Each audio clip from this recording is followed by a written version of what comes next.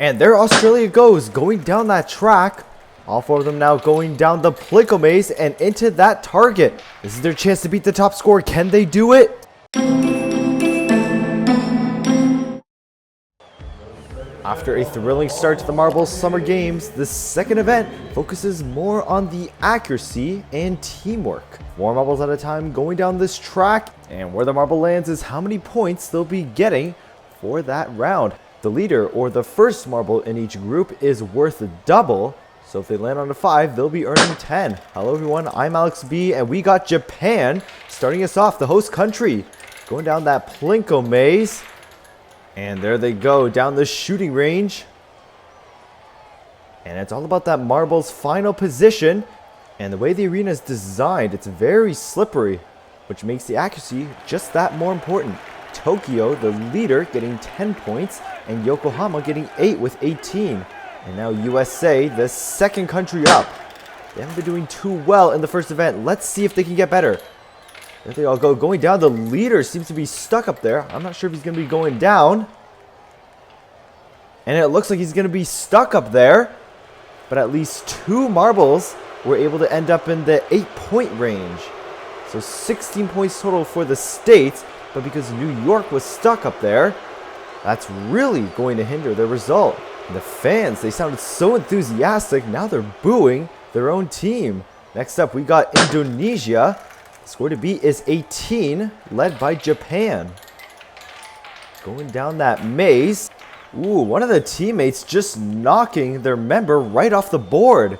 That seemed to have been some miscommunication among the teammates, and it goes to show how important teamwork is in this marble event. You could be the best scorer out there, but if your other teammates aren't cooperating with you, you'll never succeed. And Jakarta, the leader, coming out with 16 points, and that other marble 5. That'll lead them with 21 points, and they're the new leader. And now India. Let's see how their training stacks up.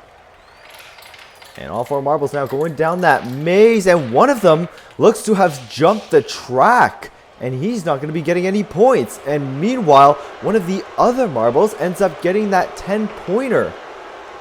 Although I'm not too sure, he finished right on the line. What a shame for the other 2 marbles. He's the only one that's going to be giving India points. And yes, he's currently the only marble to have hit in the bullseye. But with only 10 points, they're currently placed in last. And now Russia. They're known to be exceptionally well during the Rio Olympics. But let's see how they do in the marble version. All 4 going down, and a collision. But so far, so good. I don't know if that collision actually helped the team or not. Oh, it wasn't just a single, it was a double. I think the second one proved to be a more riskier move. Out of all the marbles they kicked out, it just had to be their leader. They really wasted a good opportunity here. And now the Philippines, the winner of the Spring World Grand Prix 2020. We already know they're beasts at speed and agility. But how good is their accuracy? All going down that board, not touching each other. And it pays off. All 4 marbles are going to be earning points for this team. And it's the first time today that no marble places outside the circle. And it's a record 38 points for the Philippines, blowing past Russia. And now Canada, the Great White North. Toronto leading the pack. Spread out overall in that Plinko maze, and a potentially fatal collision there between the 2 team members. I don't think that was planned. Yeah, they definitely lost some points from that hit, but 24 for Canada. Not too bad so far. And now Chile up. The current score to beat now is 38. A wide margin led by the Philippines. Man, another collision. But one of the Chile marbles almost going through that bullseye. But I don't think he's there just yet. No, he's not. But still 17 points. Unfortunately, the leader finishing outside that circle. Now Spain. I believe these guys were in every World Grand Prix to date. Maintaining distance in the Plinko maze. Let's see how they do. Come on, seriously? Do we have to have another intruder? We're just trying to have some good competition, and Homer Simpson is just party pooping everything. And I've heard from the ground he's still there, and we're going to have to call security. And they're going to kick him out in fashion. What's this? He's doing his workout in front of everyone, and he thinks he's a boss. You know those people that always like to cause trouble and just ruin things for everybody? Yep, Simpson is definitely one of those people, and he certainly deserved those 5 or 6 hits that the security has given him. He's going to need a couple stitches after that, but I don't think the audience cares about his well-being. And now Spain for their second run. I just hope that Homer Simpson didn't distract them. Not too bad overall. The leader Madrid getting 12 points, and that'll lead them with a total of 24, tying second place with Canada. Next up, Mexico. All lined up on that gate. There they go. A lot more spaced out than the other teams. Down that shooter. One marble just barely passing by that 10-point mark. And 2 landing on the circle overall. The other 2 not placing any points. And unfortunately, with the leader placing 0, they're going to be finishing with 14 points. 10 points behind Spain. And now Australia. Quite a bit of chaos down that Plinko stretch.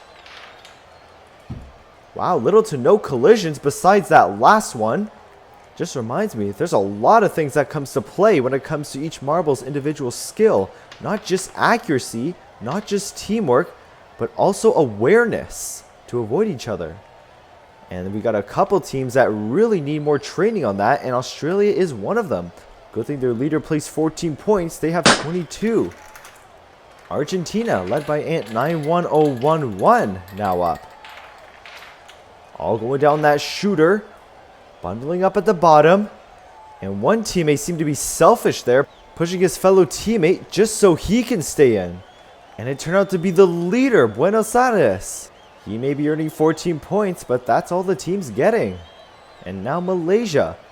Can their teamwork outperform their competitors? All of them choosing to go down the left column, but spreading out in the Plinko maze. Ooh, a lot of collisions again. And man, that teamwork is just mediocre at best. Philippines has really trained well for this event, which explains why they're still undefeated. And once again, the leader of this team, Kuala Lumpur, only cares about himself. He used his own teammate to stop his momentum. And they don't pass that 20-point mark. And now Brazil, the winning team in the speed trials. It's an honor to win even just one Summer Games event. Only the most skilled and the most trained can make that top category. And not a bad start at all for Brazil, just accept that one marble. But Sao Paulo, giving the team 18 points, springs them to 31. Still 7 points behind Philippines. And now the United Kingdom, currently having -1 points in their belt. Can they recover this time? Another collision there, leaving one marble out. I haven't seen a single case yet where collision actually benefited a team. Maybe one day there'll be a team how to use those to their advantage. But 31 points, tying Brazil for second. We might have to go into a tiebreaker here, folks. And the last country now, Italy. The stakes are high. The score to beat is 38 and even 31 if you want to be a runner-up. I think this is the one case actually where collision might have helped, but it's the second one that really threw things off. Nice to see how Italy is at least experimenting, but I don't know if a live event is the right place to do that. And here are the current standings. We cannot have two teams getting one medal, so Brazil and UK will have to settle it in a tiebreaker. For this round, we'll only have one marble represent each country, and the one that can get the highest score wins the silver medal. There goes UK bouncing around. Oh, I thought he was going to get 0 points. And he's in between that line. We'll have to get a close-up shot. And landing in the 6-point mark. Not too bad. I thought he was going to be getting 0 for a second. Now the crowd chanting Brazil. It can easily be a distraction, but they just have to focus on the task at hand and not worrying about what the others think of you. And he's going to be landing in that 7-point range, just beating out the United Kingdom.